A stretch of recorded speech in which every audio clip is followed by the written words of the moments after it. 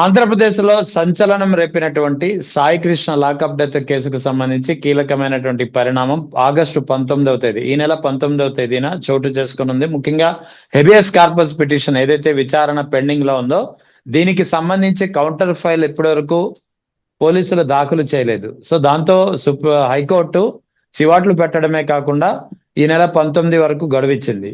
So ఆ రోజు దీనికి సంబంధించినటువంటి కీలకమైనటువంటి పరిణామం చోటు చేసుకునింది. మరోవైపు ఇలాంటి లాకప్ అయితే ఛత్తీస్గఢ్ లో చోటు చేసుకుంది. శ్రవణ్ అనే 28 ఏళ్ల యువకుడు అరెస్ట్ చేసి పోలీస్ కస్టడీలో చనిపోయాడు. సో దీనిపై కూడా పోలీసులు కట్టుకథలు వల్లిస్తుంటే సుప్రీంకోర్టుకు చేరింది. సుప్రీంకోర్టు రాష్ట్ర డీజీపీ ఛత్తీస్గఢ్ డీజీపీపై తీవ్రమైనటువంటి ఆగ్రహాన్ని వ్యక్తం చేయడమే కాకుండా కట్టుకథలు ఆపండి, 25 లక్షల పరిహారం విధించింది, సిబిఐ దర్యాప్తుకు ఆదేశించింది, ఇటు అక్టోబర్ 3 డెడ్ లైన్ గా విధించింది. సో ఈ పరిణామాలన్నింటిపై మాట్లాడేందుకు మనతో జాయిన్ అవుతున్నారు ప్రముఖ విశ్లేషకులు retired additional SP Rajeshwar Reddy గారు. నమస్తే సార్. నమస్తే రహమాన్ గారు. సార్ ఎలా చూడాలి? Thank you. Sai Krishna lockup death కి సంబంధించినటువంటి కీలకమైనటువంటి పరిణామం, ఒకవైపు హెబియస్ కార్పస్ పిటిషన్ విచారణ కౌంటర్ ఫైల్ దాఖలు చేయలేదని చెప్పి ఏపీ పోలీసులకి హైకోర్టు వార్నింగ్ ఇచ్చింది, 19 వరకు గడువు ఇచ్చింది. సో ఇప్పుడు పోలీసులు ఏం ఆన్సర్ ఇస్తారా అనేది ఒక పెద్ద ఎత్తున ఒక చర్చనీయాంశంగా మారింది. మరోవైపు ఛత్తీస్గఢ్ లో చోటు చేసుకున్నటువంటి జరిగినటువంటి ఒక లాకప్ డెత్ కేసు విషయంలో సిబిఐకు అప్పగిస్తూ సుప్రీంకోర్టు కీలకమైనటువంటి తీర్పు ఇచ్చింది ఇవాళ. అక్కడైతే రాష్ట్ర డీజీపీపై తీవ్రమైనటువంటి ఆగ్రహం వ్యక్తం చేసింది. పోలీసులు ఇక్కడిలాగే కట్టుకథలు చెప్తుంటే ఫైర్ అయినటువంటి పరిస్థితి. సో ఎలా చూడాలి ఈ రెండు అంశాలని? రహమాన్ గారు, ఇప్పుడు రేపు 19th హేబియస్ కార్పస్ పిటిషన్ లో హియరింగ్ అన్నారు. అంటే మన డీజీ అంటే state government representative by principal secretary to government home department DG గారు ఉంటారు. తర్వాత కింద మన సిటీ కమిషనర్ వాళ్ళందరూ లైన్ ఉండి లాస్ట్ కృష్ణలంక పిఎస్ ఎస్హెచ్ఓ ఉంటాడు. ఓకే, ఈ కేసులో ఇంతవరకు ఫైల్ అంటే వాళ్ళు టైం అడిగారు, తర్వాత ఈ ప్రొలాంగ్ చేస్తున్నారేమో తెలియదు. ఎందుకంటే హేబియస్ కార్పస్ పిటిషన్ అనేది ఒక మనిషి యొక్క లిబర్టీకి సంబంధించిన విషయం. ఎగ్జాక్ట్లీ. ఆయన ఉన్నాడో లేదో తెలియదు అని తెలిసినప్పుడు కోర్టు ఇంతకాలం కూడా టైం వేయడం అనేది చాలా గొప్ప సంగతి. అవును, అది బతుకున్నాడో లేదో ముందు మా దగ్గర ప్రొడ్యూస్ చేయండి, మన శవానన్న ప్రొడ్యూస్ చేయమని అర్థం అది. కానీ వీళ్ళు బూడిద కూడా ప్రొడ్యూస్ చేయలేదు ఇంతవరకు. వాళ్ళు ఏం చెప్తారు, సమ్ 19th నాకు తెలిసినంత వరకు, అయ్యా బాబు మేము అతని మీద ఒక క్రిమినల్ కేసు కట్టాము, నాగరాజుని అరెస్ట్ చేశాము, మన నిన్న కూడా ఒక హోంగార్డుని అరెస్ట్ చేశాము, అన్ని ఫ్యాక్ట్స్ ఇలా ఉన్నాయి. ఈ సర్కమ్స్టెన్షియల్ ఎవిడెన్స్ ను పట్టుకొని నాగరాజు అనే తను సాయి కృష్ణను చంపి బూడిద తీసి దాని గురించి మాకు చెప్పడం లేదు, ఈవెన్ పోలీస్ కస్టడీలో కూడా ఇంకా అతని శవం మాకు దొరకలేదు, అతను వేరే అతను బతుకున్నాడా సచ్చినాడా మాకు తెలియదు, ఇదమితంగా ఇంతవరకు మా ఇన్వెస్టిగేషన్ అయిందని ఒక స్టేటస్ రిపోర్ట్ ఒకటి ఫైల్ చేయబోతారు నాకు తెలిసినంత వరకు 19th. అయితే ఇంకోటి ఏముందంటే దీంట్లో సిబిఐ ఇన్వెస్టిగేషన్ కావాలని కొంతమంది అభ్యుదయ అడ్వకేట్స్ వాళ్ళ మదర్ తోని ఒక పిటిషన్ కూడా ఫైల్ చేశారు ఈ హేబియస్ కార్పస్ పిటిషన్ అనుబంధంగా. దాని ఏదో ఒక అడ్వకేట్ విత్డ్రా తీసుకుంటామని చెప్పారు మనకు. తర్వాత తదనంతర కాలంలోన తల్లి గారు సాయికృష్ణ తల్లి గారు, లేదు మేము అడ్వకేట్ కి ఆ ఇన్స్ట్రక్షన్స్ ఇవ్వలేదు, ఆమె మా ఇన్స్ట్రక్షన్స్ లేకుండానే విత్డ్రా చేసుకున్నట్లు చెప్పింది అని చెప్తే కోర్టు సీరియస్ అయింది, అది మళ్ళా రివైవ్ అవుతుంది. No problem. ఇప్పుడు ప్రాబ్లం ఏమొస్తుందంటే ఎప్పుడో 2024లో జరిగిన ఇష్యూ అనుకుంటది మన ఛత్తీస్గఢ్ది, ఇప్పుడుకి వచ్చింది. అంటే దాదాపు 2 సంవత్సరాల తర్వాత వచ్చింది అనుకో. ఈ కేసులో కూడా నేను అదే పదే చెప్తున్నా, ఏనాటికైనా దీన్ని సిబిఐ ఇన్వెస్టిగేషన్ కి వెళ్ళాల్సింది. కారణాలు ఎందుకంటే ఈ లోకల్ పోలీసులు ముద్దాయిలు. దీంట్లో తీవ్రంగా ఆరోపిస్తుండేది ఏమంటే ఈవెన్ సిటీ కమిషనర్ నుంచి పాత్ర ఉందంటే దీంట్లోన ఎందుకు టాస్క్ ఫోర్స్ వాళ్ళను పంపిస్తారు, టాస్క్ ఫోర్స్ అడిషనల్ డీసీపీ గారు, టాస్క్ ఫోర్స్ ఏసీపీ గారు, టాస్క్ ఫోర్స్ ఎస్ఐ వీళ్ళందరూ కూడా రెస్పాన్సిబుల్ అని అందరూ కూడా ఆరోపిస్తున్నారు. అయితే సిట్ అనే దాన్ని నియమించారు. దీంట్లో ఆ సిట్ పోలీస్ ఆఫీసర్స్ కేవలం నాగరాజు కింద పనిచేసే స్టాఫ్ వరకు అటు వరకే పరిమితం చేసి చేస్తున్నట్లు మనకు అర్థమవుతుంది. రెస్పాన్సిబిలిటీ ఫిక్స్ చేసి మిగతా వాళ్ళన్నంతా వదిలేస్తున్నట్లు ఉంది. ఎందుకంటే స్టేట్ గవర్నమెంట్ అంతవరకే ఫిక్స్ చేయాలనుకుంది. కానీ ఆరోపణలు దీంట్లో సిటీ కమిషనరు, డీజీపీ వరకు ఉన్నాయి. ఈ మధ్య కాలంలోనే మన ఎవరు తిరుపతి ఎంపీ అనుకుంటా గురుమూర్తి గారు వేసిన పిటిషన్ ని లోకల్ కోర్టు యాక్సెప్ట్ చేసి సమ్ 17th లేకపోతే 19th ఆయన స్వార్న్ స్టేట్మెంట్ కూడా రికార్డ్ చేస్తున్నారు ప్రైవేట్ కేసులో ప్రొసీజర్ ప్రకారం. ఓకే, ఇవన్నీ ఉన్నప్పుడు డీజీనే ముద్దా అయినప్పుడు డీజీ కింద సిటీ ఎలా ఇన్వెస్టిగేట్ చేస్తుంది ఇది? రేపు రేపు పొరపాటున ఆల్రెడీ టెక్నాన్ ఫైల్ చేసిన తర్వాతనే మన గురుమూర్తి గారి ఎంపీ గురుమూర్తి గారి కంప్లైంట్. ఎస్, ఇప్పుడు ఇది కూడా అది కూడా సేమ్ అటాచ్ చేస్తారు కదా, రెండు క్లబ్ చేస్తారు. అది ఇది సపరేట్ గా చూడరు. చూడనప్పుడు సిట్టుకి ఎవరు హెడ్? సమ్ ఐజీ గారు ఉన్నారు, రవిప్రకాష్ గారు, ఐపీఎస్ ఆఫీసర్. ఆయన ఎవరి కింద పనిచేస్తాడు?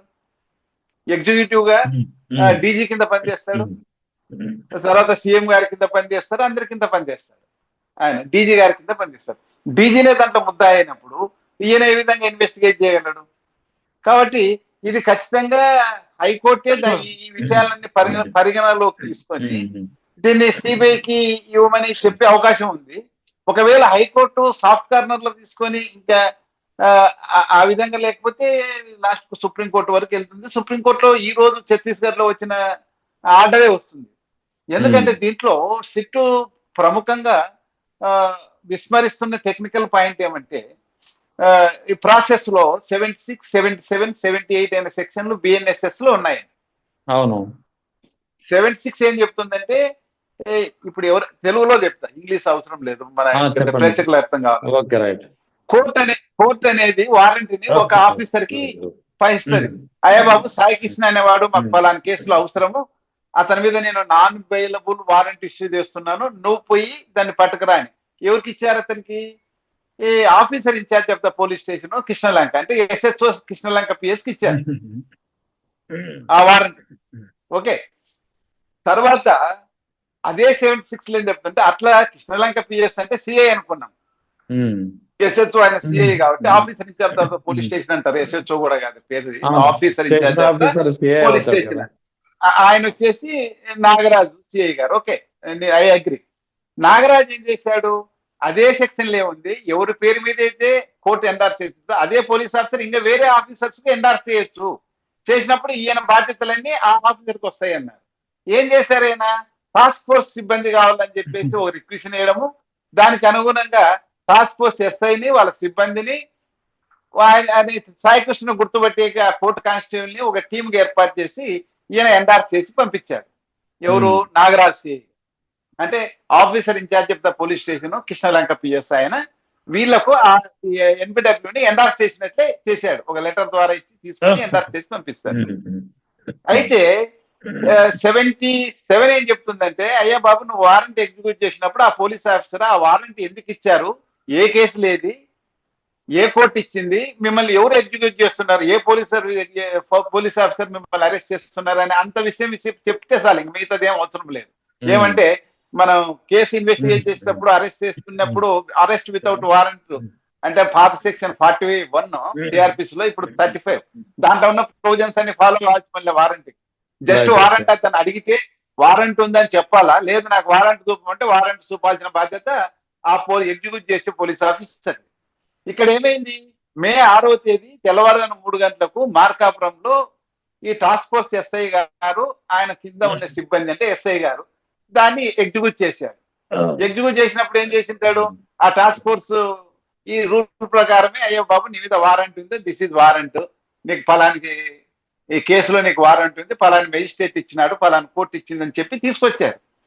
తర్వాత 78 లో ఏముందంటే, ఏ పోలీస్ ఆఫీసర్ అయితే ఓసారి వేరే ప్రైవేట్ పర్సన్స్ కూడా ఇస్తారు వారెంట్ ఎగ్జిక్యూట్ చేయమని. ఎవరైతే వారెంట్ని ఎగ్జిక్యూట్ చేస్తారంటే ఎవరైతే అరెస్ట్ చేశారో పోలీస్ ఆఫీసర్ కానీ ప్రైవేట్ పర్సన్ కానీ వాళ్ళ డ్యూటీ ఏమంటే అతన్ని ఇమ్మీడియట్ గా ఏ మాత్రం డిలే లేకుండా నేరుగా కోర్టులో పోయి ప్రొడ్యూస్ చేయాలి, అంటే మెజిస్ట్రేట్ దగ్గర తీసుకొని పోయి ప్రొడ్యూస్ చేయాలని. ఇంకా ఏదైనా నీకు జర్నీలో డిలే అయితే ఎక్కడైనా ఒకవేళ వేరే మద్రాసో లేకపోతే బాంబేనో ఢిల్లీలోనో ఉన్నాడు అనుకోండి, ఆ ట్రాన్సిట్ ఆ వారెంట్ మీద అక్కడ లోకల్ కోర్టులో ప్రొడ్యూస్ చేసి ట్రాన్సిట్ వారెంట్ తీసుకొని ఇక్కడ చేసిండొచ్చు. కానీ ఇక్కడే ఆంధ్రప్రదేశ్ లోనే కాబట్టి ఒక 200 Right, కిలోమీటర్ల లోపలే కాబట్టి ఆయన నేరుగా తీసుకొని ఏ కోర్టు అయితే వారెంట్ ఇష్యూ చేసిందో ఆ కోర్టులో ఆయన ప్రొడ్యూస్ చేయాల్సిందే, ఆ మేజిస్ట్రేటో లేకపోతే సెషన్ జడ్జో మనకు తెలియదు. ఎవరు? టాస్క్ ఫోర్స్ ఎస్ఐ గారు.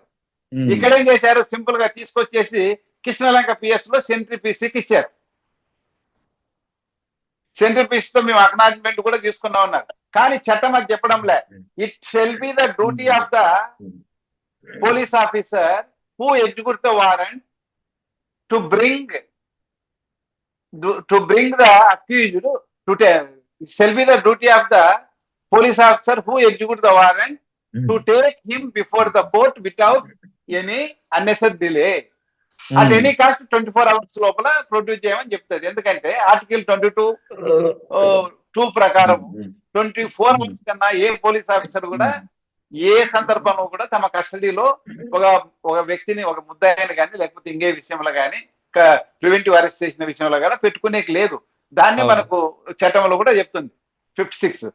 అదే విధంగా సెక్షన్ 56 ఏం చెప్తుందంటే బిఎన్ఎస్ఎస్ లోనే ఏ పర్సన్ అయితే అతన్ని తన కస్టడీలోకి తీసుకుంటారో, ఏ పోలీస్ ఆఫీసర్ అయితే తన కస్టడీలోకి తీసుకుంటాడో అతని యొక్క సేఫ్టీ ప్లస్ హెల్త్ గురించి జాగ్రత్త తీసుకోవాల్సిన బాధ్యత ఆ పోలీస్ ఆఫీసర్దే. అంటే టాస్క్ ఫోర్స్ పోలీస్ ఆఫీసర్ది. ఇక్కడ ఆయన కదా తన కస్టడీలోకి తీసుకున్నాడు మార్కాపురంలో 3 గంటలకు 6వ తేదీ. కాబట్టి ఆయన జాగ్రత్త తీసుకొని అతని సేఫ్టీ చూసుకోవాలా, అతని హెల్త్ చూసుకోవాలా, జాగ్రత్తగా కోర్టు ప్రొడ్యూస్ చేయాల్సిన బాధ్యత ఉంది. ఓకే, అది కాకుండా జస్ట్ లైక్ నేను కృష్ణలంక పోలీస్ స్టేషన్ సెంట్రిపీస్ కి ఇచ్చిన అంటాడు. ఇప్పుడు ఏమంటున్నాడు నాగరాజు గారు? ఎవరికి ఇచ్చినారేమో మాకు తెలియదండి, నాకైతే ఇవ్వలేదు, నేనైతే అక్నాలజ్మెంట్ ఇవ్వలేదు అని అంటాడు. ఇప్పుడు అంతే, నేచురల్ గా అతను తప్పించుకునేదే ఉంటాడు కదా. ఆ విధంగా 2 బాధ్యతలు ఉన్నాయి. సెక్షన్ 78 బిఎన్ఎస్ఎస్ ప్రకారం ఆ టాస్క్ ఫోర్స్ సిబ్బందికి అతన్ని తీసుకొని పోయి కోర్టులో ప్రొడ్యూస్ చేయాల్సిన బాధ్యత ఒకటి ఉండింది. Statutory duty, statutory responsibility. అదే విధంగా బిఎన్ఎస్ఎస్ 56 ప్రకారం కూడా అతనే టాస్క్ ఫోర్స్ ఎస్ఐ వాళ్ళ సిబ్బంది తమ కస్టడీలోకి తీసుకున్నారు కాబట్టి మార్కాపురంలో అతని హెల్త్ గురించి, అతని సేఫ్టీ గురించి జాగ్రత్త తీసుకోవాల్సిన బాధ్యత కూడా అది తీసుకోలే, ఫెయిల్ అయినారు. కానీ సిట్టులోన ఆ విషయాన్ని మెన్షన్ చేయడం లేదు. నేను రిమాండ్ రిపోర్ట్ 10 మాటలు చదివాను. అరే ఈ సిట్టు వాళ్ళ బాధ్యత, సిట్టు ఎస్ఐ బాధ్యత, సిట్టు టీం బాధ్యత అతన్ని పోయి కోర్టు ప్రొడ్యూస్ చేయాలా, ఎందుకు అతన్ని సెంట్రిపీస్ కి ఇచ్చినారని అడగడం లేదు. అది number 1. Number 2, task force SI గారు అతన్ని కృష్ణలంక పోలీస్ స్టేషన్ లో అప్పచెప్పి వెళ్ళిపోయారు. తర్వాత 4-5 గంటల తర్వాత అతని సాయి కృష్ణ యొక్క మొబైల్ ఫోన్ ని వాళ్ళ హోంగార్డ్, టాస్క్ ఫోర్స్ లో పనిచేసే హోంగార్డ్ ద్వారా కృష్ణలంక పోలీస్ స్టేషన్ కి పంపి ఆ సెంట్రిపీసీకి అప్పచెప్పిపోయారు. ఓకే, మరి వాళ్ళకి ఇచ్చిన వారెంట్ కూడా అతని సెల్ ఫోన్ స్వాధీనం చేసుకొని పరిశీలించాలని ఏం లేదు కదా. రిమాండ్ రిపోర్ట్ దాన్ని పరిశీలించి మొబైల్ ఫోన్ కూడా పరిశీలించి వెనక్కి ఇచ్చాడని వెరీ క్లియర్ గా ఉంది. ఆయన స్టేట్మెంట్ కూడా ఉంది ఎస్ఐ గారిది. కాబట్టి అది రాశారు. దాంట్లో ఇచ్చిన ఎన్బిడబ్ల్యూలో ఉండదు కదా, నీకు ఆ డైరెక్షన్ లేదు కదా, అతన్ని పట్టుకోవాలి, నా దగ్గర ప్రొడ్యూస్ చేయమన్నారు. కాబట్టి ఇక్కడ వచ్చే అనుమానం ఏమంటే టాస్క్ ఫోర్స్ వాళ్ళే అన్అఫీషియల్ గా తన్ని తీసుకొచ్చారు, తర్వాత రికార్డ్ అంతా బిల్డప్ చేసేనారని వెరీ క్లియర్ ఉంది. ఇటువంటి విషయాలన్నీ ఒక నిమిషం అండి, ఇటువంటి విషయాలన్నీ ఇన్వెస్టిగేట్ చేసేకి లోకల్ సిట్ చేయడం లేదు. ఎందుకంటే వాళ్ళు నేరుగా local police officers local DG కిందనే పనిచేస్తున్నారు. ఈ రోజు ప్రైవేట్ కేసు డీజీ మీదనే ప్రైవేట్ కేసు ఒకటి ఫైల్ అయింది, దాన్ని కూడా టేకనాన్ని ఫైల్ చేసుకునే పరిస్థితి ఉంది, క్లబ్ చేస్తారు. కాబట్టి దీంట్లో other than AP government, AP Andhra Pradesh police investigate చేస్తేనే సబబుగా ఉంటది, ఫ్యాక్ట్స్ వస్తాయి. ఫైనల్ గా ఇదే ఆర్గ్యుమెంట్ తీసుకొని ఈ ఏపీ హైకోర్టు కానీ అది తప్పిస్తే సుప్రీంకోర్టు కానీ ఇదే ఆర్డర్ ఇస్తుందండి, సిబిఐకే ఇస్తుంది. అయితే ఇక్కడ మీరు చెప్పిన పరిణామాలు కనుక మీరు చెప్పినటువంటి పరిణామ క్రమం చూస్తుంటే ఖచ్చితంగా ఇప్పుడు రేపు 19వ తేదీన ఇటు సుప్రీంకోర్టు ఛత్తీస్గఢ్ కేసుకు సంబంధించినటువంటి తీర్పు నేపథ్యంలో ఆ ఇంపాక్ట్ ఉండొచ్చు, ఉండకపోవచ్చు. మొత్తానికి 19వ తేదీన మాత్రం పోలీసుల మెడకు మాత్రం చుట్టుకునే అవకాశాలు ఖచ్చితంగా ఉన్నాయి ఈ కేసుకు సంబంధించి. 19వ తేదీ ఒక స్టేటస్ రిపోర్ట్ ఫైల్ చేస్తారండి ఇంతవరకు జరిగిన విషయాలు. కానీ హేబియస్ కార్పస్ కు పిటిషన్ లో రిట్ పిటిషన్ లో ఈ స్టేటస్ రిపోర్ట్ ఆన్సర్ కాదు. ఎందుకంటే ఆ మనిషిని కానీ శవాన్ని కానీ ప్రొడ్యూస్ చేయాల్సిన బాధ్యత పోలీస్ కుంది, స్టేట్ కుంది. కాబట్టి దానికి అదేం ఫైనల్ రిపోర్ట్ ఏం కాదు. అది ఆయన ఫైనల్ గా అతని బూడిదైనా చూపాల్సిందే, సర్కమ్స్టెన్సెస్ కోర్టుకి ఎక్స్ప్లెయిన్ చేయాల్సిందే. దీనికి అటాచ్ అయిన పిటిషన్ ఏమంటే సిబిఐకి ట్రాన్స్ఫర్ చేయమని ఈ రెండు క్లబ్ చేసి విచారణ చేస్తారు. కాబట్టి ఇది సిబిఐకి ఇచ్చే అవకాశమే మెండుగా ఉందండి. రైట్, చెప్పండి. రేపు ఈ పిటిషనర్స్ తరఫున అంటే సాయికృష్ణ గారి తల్లి వైపు నుంచి మరి ఎటువంటి వాదనలు ఉంటాయో మళ్ళా, ఎందుకంటే రోజుకో ట్విస్ట్ ఉంటుంది దీంట్లో. ఓసారి కేసు విత్డ్రా చేసుకున్నామంటారు, లేకపోతే అడ్వకేట్ విత్డ్రా చేసుకున్నామంటారు, కాంప్రమైజ్ ఏమని అంటారు, ఇంకేదో చాలా విషయాలు తెలుస్తున్నాయి. మొత్తం మీద హైకోర్టు వీటిని పరిగణలోకి తీసుకున్నా, ఏది తీసుకున్నా ఆమె విత్డ్రా చేసుకుంటే కూడా ఎందుకు నువ్వు విత్డ్రా చేసుకున్నావు ఫైల్ చేయమన్నా, అప్పుడే మళ్ళీ ఆమె లేదు నేను విత్డ్రా చేసుకోలేదని ఇట్లా రకరకాలుగా వస్తా ఉంది. ఎందుకంటే హైకోర్టు దృష్టికి ఒక్కసారి ఒక మనిషి యొక్క ఆచూకి తెలియడం లేదు. హేబియస్ కార్పస్ అంటే అతని గురించి ఏదో ఒకటి చెప్పాలి కదా, చెప్పకుండా విత్డ్రా చేసుకుంటామంటే కుదరదు. అంటే నువ్వు కాంప్రమైజ్ అయ్యి నేను కేసు విత్డ్రా చేసుకుంటే నా కొడుకు చనిపోయినా పర్వాలేదు అని ఆమె చెప్పేకి లేదు. ఎందుకంటే ఒక మనిషి యొక్క లైఫ్ గురించి, రైట్ టు లైఫ్ అంటారు, రైట్ టు లైఫ్, అది కాన్స్టిట్యూషనల్ కోర్టు ప్రొటెక్ట్ చేయాల్సి ఉంది సెక్షన్ 226 ప్రకారం, ఆర్టికల్ 226 ప్రకారం. కాబట్టి కోర్టు ఎప్పుడు సాటిస్ఫై కాదండి దీని మీద. ఫైనల్ గా ఛత్తీస్గఢ్ రిజల్ట్ మనకు కూడా వస్తుందేమని నేను బలంగా భావిస్తున్నాను. రైట్ సార్, ఇక ఇంకొక కీలకమైన పరిణామం ఇవాళ సుప్రీంకోర్టులో చోటు చేసుకుంది. అది రెండు రాష్ట్రాల్లో అప్పట్లో కలకలం రేపినటువంటి కేసు, ఓటుకున్నట్టు కేసు.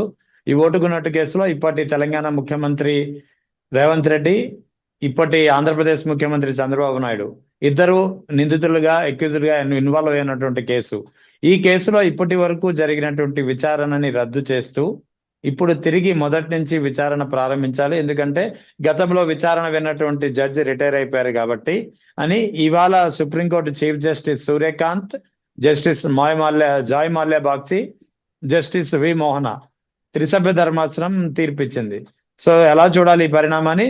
ప్లస్ ఈ కేసులో కూడా ప్రధానమైనటువంటి న్యాయవాదిగా సిద్ధార్థ లూథ్రా వ్యవహరిస్తున్నారు, ఎవరైతే ఏపీ స్కిల్ డెవలప్మెంట్ కేసుతో చంద్రబాబు తరపున వాదించి తెరపైకి వచ్చారు. చిన్న కరెక్షన్ అండి, దీంట్లో చంద్రబాబు నాయుడు గారు ముద్దాయి కాదు.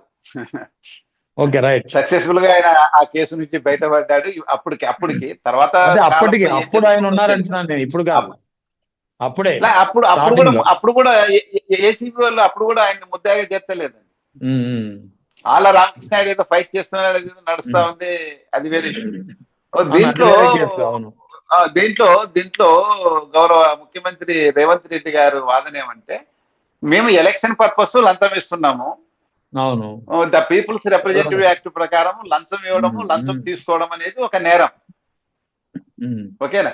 కాబట్టి ఆ యాక్ట్ ప్రకారం మా కేసు విచారణ చేయాలి, కానీ anti corruption bureau prevention of corruption act, PC act కింద రాదు అనేది వాళ్ళు వేసిన పిటిషన్. ఎవరు? వీరయ్య గారు, గౌరవ ముఖ్యమంత్రి రేవంత్ రెడ్డి గారు, తెలంగాణ ముఖ్యమంత్రి.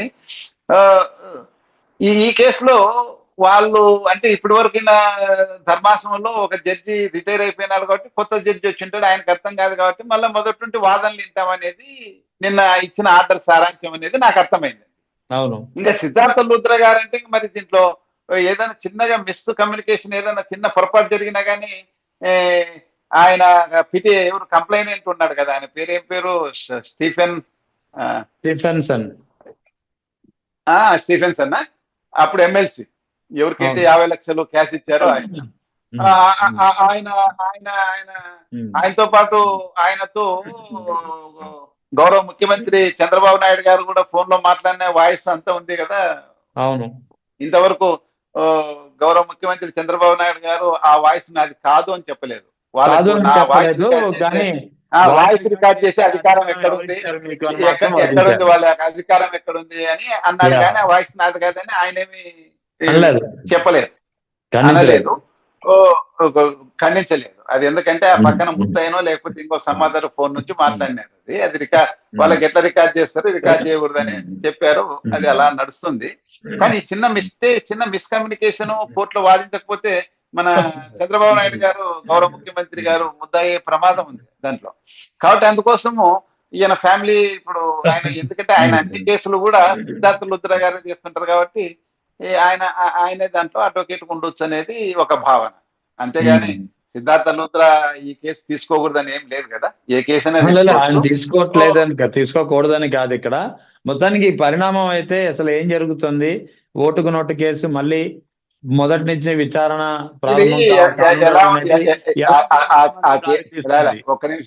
ఒక్క నిమిషం ఎందుకు గౌరవ ముఖ్యమంత్రి రేవంత్ రెడ్డి గారు ప్రివెన్షన్ ఆఫ్ కరప్షన్ యాక్ట్ కింద కాకుండా ఈ పీపుల్స్ రిప్రజెంటేటివ్ యాక్ట్ కింద, అంటే పీపుల్స్ రిప్రజెంటేటివ్ యాక్ట్ కింద ఉన్న సెక్షన్స్ కు చాలా మీగర్ పనిష్మెంట్ ఉంది. అవి నాన్ కాగ్నిబుల్ కేసెస్, అంటే కోర్టు పర్మిషన్ లేకుండా నువ్వు ఇన్వెస్టిగేట్ చేసేకి లేదు అవి. ఓకే, అది కానీ పీసీ యాక్ట్ అయితే పనిష్మెంట్ 2 years పైన ఉంటది. ఒకవేళ ఈ కేసులో ఏమైంది, ఈ కేసులో డాక్యుమెంటరీ ఎవిడెన్స్ ఉంది, ఎలక్ట్రానిక్ డిజిటల్ ఎవిడెన్స్ కూడా ఉంది. పబ్లిక్ అంతా చూశారు. అది కాదని చెప్పనీకి కాదు, 50 లక్షలు ఇస్తున్నారు, అంత రికార్డ్ చేశారు, ముందే ప్లాన్ చేసి మొత్తం నీట్ గా చేశారు. అటువంటిప్పుడు దీంట్లో ఖచ్చితంగా కన్విక్షన్ వస్తుంది, ముద్దాయిలైన వాళ్ళు కన్విక్షన్ వస్తుంది. ఆ conviction prevention of corruption act కింద వస్తే ఎక్కువ ఉంటుంది. ఎక్కువ ఉంటే ఆయన పొలిటికల్ లైఫ్ కు హిండ్రెన్స్ అవుతుంది, ఆయన అనర్హుడు కూడా అవుతాడు ఇమ్మీడియట్. 2 years పైన పనిష్మెంట్ వచ్చి ఇదైతే. ఈ దీంట్లోనైతే 6 months బిలో ఉంటుంది అనుకుంటున్నా నేను. ఒకసారి వెరిఫై చేసి మళ్ళీ ఈసారి నెక్స్ట్ టైం కలిసినప్పుడు చెప్తాను. అది తక్కువ పనిష్మెంట్, దాంట్లో కన్విక్షన్ అయినా పెద్దగా అంత పెద్ద ప్రాబ్లం రాకపోవచ్చు. అయితే ఇక్కడ రేవంత్ రెడ్డి గారు 2021 జూలైలో ఒక పిటిషన్, స్పెషల్ లీవ్ పిటిషన్ దాఖలు చేశారు. ఇది ఎన్నికల నియమావళి ఉల్లంఘన కింద కాకుండా మీరు చెప్పినట్టు కరప్షన్ ఆఫ్ ప్రివెన్షన్ యాక్ట్ ప్రకారం కేసు నమోదు చేశారు కాబట్టి ఇది చెల్లదు అంటున్నారు. Is it valid or not అనేది నేను అడుగుతున్నా. ఇప్పుడు లంచం ఇవ్వడం అనేది ప్రివెన్షన్ ఆఫ్ కరప్షన్ యాక్టే కదా. అంతే కదా. లంచం ఇవ్వడం అనేది అంటే ఇది కాకుండా అదొక్క సెక్షనే పెట్టాలంట. నాకు అది కూడా సెక్షన్ యాడ్ చేశారో లేదో తెలియదు. ఇది వ్యాలిడా లేదనేది మనం కోర్టు, సుప్రీంకోర్టు లెవెల్లో నడుస్తా ఉంది. కోర్టు డెసిషన్ తీసుకుంటదండి. అంటే దీంట్లో ఈయన పిటిషన్ ఏమి డిస్మిస్ చేయలే, అదే పిటిషన్ లో ఆర్గ్యుమెంట్స్ మళ్ళీ ఒకసారి టోటల్ గా రైట్ ఫ్రమ్ 0 point ఇంతేమన్నాడు అంతే. సో ఇది మళ్ళీ మొదటి నుంచి విచారణ ప్రారంభం కావడం అంటే అది దేనికి సంకేతం అని చెప్పొచ్చు అంటారు మీ విశ్లేషణ ప్రకారం? దీంట్లో కొత్తగా ఏమి ఇదే. ఇప్పుడు పిటిషనర్స్ గౌరవ ముఖ్యమంత్రి రేవంత్ రెడ్డి గారు, ఆయన గంట వీరయ్య అనే ఎక్స్-ఎమ్మెల్యేనో ఉంటారు, ఇప్పుడు ఎమ్మెల్యేనో కాదో నాకు తెలియదు, ఏ పార్టీలో ఉన్నాడు ఆయన. వీళ్ళు వేసిన పిటిషన్ ఏం డిస్మిస్ చేయలేదు కోర్టు. అవును, మళ్ళా మొదటి నుండి ఇంతామన్నారు. మళ్ళీ వీళ్ళకి ఏదన్నా మిస్ అయింటే వీళ్ళు ఇంకెక్కువ చెప్పుకునే కూడా అవకాశం ఉంది కదా. ఇప్పుడు రేవంత్ రెడ్డికి షాక్ గీక్ అని ఇట్లాంటివి చెప్పనీక లేదు.